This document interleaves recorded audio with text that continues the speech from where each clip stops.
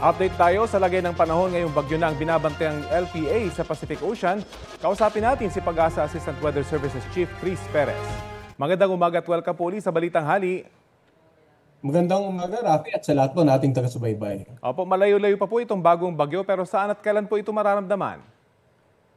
Tama, Rafi, no? Nasa labas pa ito ng ating area of responsibility at kanina ng alas 10 ay nasa layong 1,075 kilometers ang layo, silangan ng Eastern Visayas. So wala pa itong direktang epekto sa anumang bahagi ng ating bansa, subalit inaasahan nga po natin na ngayong araw ay papasok ito ng ating PAR at pag nagkaganon, bibigyan natin siya ng local name na Opong. At sa susunod na 2 to 3 days, inaasahan natin posibleng tawirin itong Eastern Visayas and Southern Luzon area. So ngayon pa lamang po, paunang abiso na kahit malayo pa yung bagyo, antabayanan po ng mga kababayan natin yung updates natin regarding this potential weather disturbance. At magang abiso na rin po sa mga kababayan natin sa Central and Southern Luzon and the Visayas area na patuloy ngang mag-monitor at just in case, makipag-ugnayan na sa kanilang local government at local DRR officials for any possible disaster preparedness and mitigation measures sa kanilang lugar. Ano pong epekto nitong bagong bagyo sa habagat?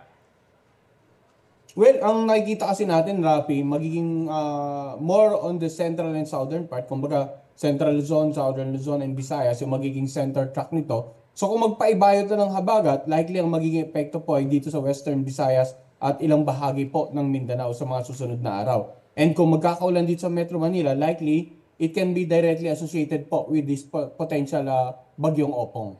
Lalakas pa po kaya itong bagong bagyo at ano yung tatahakin itong daan? Malayo naman ito doon sa tinahak nitong super typhoon na umalis na ng bansa.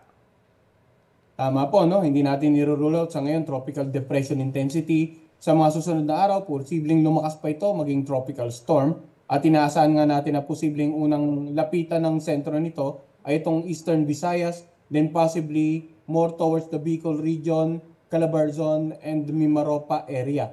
So far, hindi naman natin inaasahan na tutumbukin itong Northern Luzon area. Kaya yung mga kababayan natin sa Northern Luzon, in the next few days, gradually improving ang weather, pwede na pong gawin yung mga necessary actions para ma-restore yung kanilang lugar. Maraming salamat po sa oras na ibinahagi nyo sa Balitang Hali. Pag-asa Assistant Weather Services Chief Chris Perez.